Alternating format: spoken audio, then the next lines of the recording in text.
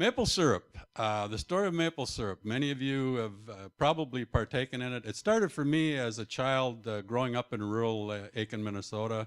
I took some morsicles, cut some slices in the tree like the Native Americans used to do, let it drip into a bucket, boiled it off in some cast iron kettle that my grandmother had, and created a really ugly mess.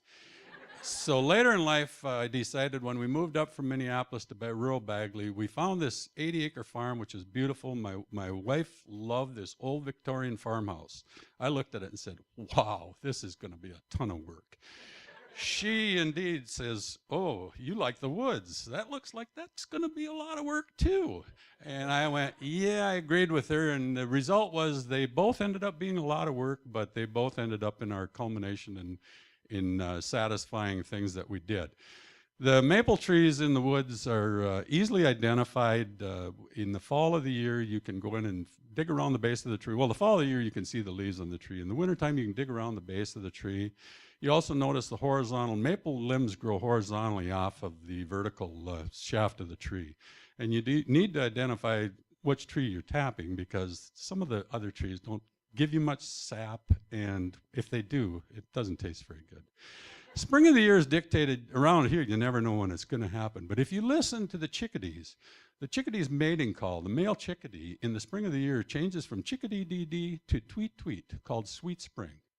This is indeed a phenomenon that I never knew, but an old farmer around told me this. I said, what is it? He said, this is a chickadee changing its tune.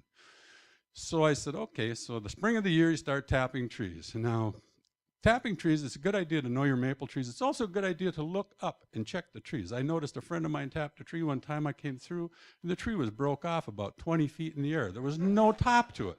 I said, I don't think we're going to get a lot of sap out of this tree. So once you have your trees tapped, you can proceed to procure your spiles. Spiles today are made out of either cast metal, cast aluminum. You can use sumac. The sumac center has a soft, pithy center, so you can use a hot needle and poke that out. Put it into the tree, being careful to when you drive your spiles into the tree so you don't crack the bark, because if you do, your sap is going to run down the side of your tree and you're not going to get any in your bucket. And you're going to go, oh, I got all this work for nothing, and I've got a bucket that's leaking here and nothing's happening. Also, it's a good idea to tap a fourth of your trees in each direction around the tree, because the trees will all run at different times of the season. Some run early in the morning, some later in the afternoon. And once you have them tapped and everything's ready, there you hang your buckets. And as you can see on this slide, there is a drop coming out of the tree. I've seen trees that will run 5 gallons in a day. The drops are so big, coming so fast, that they will break into individual drops and go brrr, brrr, brrr, coming out of the tree. When we first started tapping and collecting sap, we first did it by hand. Then I progressed. In my modernity, I decided, hey, horses, grand idea.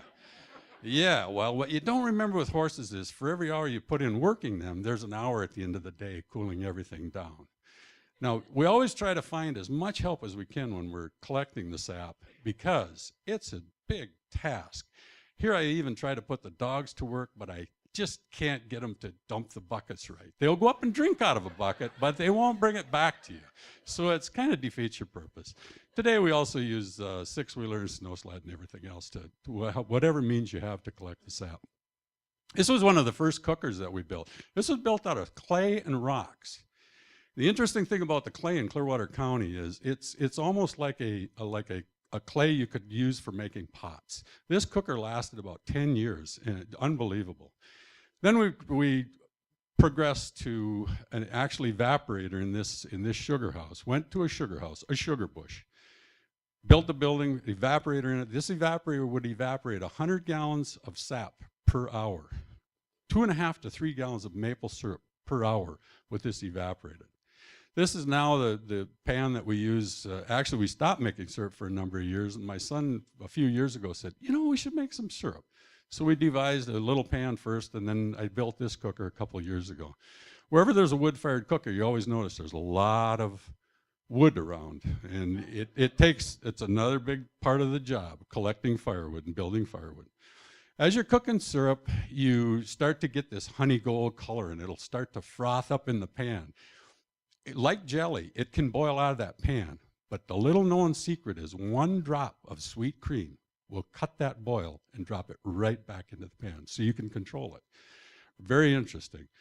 To know when you have syrup, a lot of people use a thermometer. You can use a thermometer to get you close because syrup will boil 8 degrees above the temperature of water. But on any given day, due to the barometric pressure, that will vary. So we use a hydrometer. There's two kinds, a Brix and a bomb hydrometer. One measures sugar content, one measures specific gravity. Once you have your syrup to the specific gravity you want, you should filter it. The rage today is don't filter your syrup. Everybody wants all the natural elements that are found in the syrup. Personally, I say, no thank you. I want to get rid of. If you've seen some of the mud that comes out of some of the filters, you would like it to be gone. This is indeed a picture of the color of why I said nectar of the gods. This is something, the first maple syrup that you get of the year. Your equipment is all fresh. It has a hint of vanilla flavor to it. It is unlike anything you've ever tasted as far as sweetness goes. On pancakes, unbelievable. Cornbread. The big flat pans we used to use were metal, and after you'd pull a syrup out of them, the pan was still warm enough so that it would continue to cook. We'd take cornbread and clean the pan with cornbread. Hot syrup, sticky on cornbread, unbelievable. The end of the year is just like the beginning. You start, you look through your woods, you appreciate everything that happens, except now you have to go out there, take all your equipment down, and when you only have 100 taps or so, you're a dishwasher for a day. When you have 1,750 taps, as we did one year, I was a dishwasher for a month. Thank you.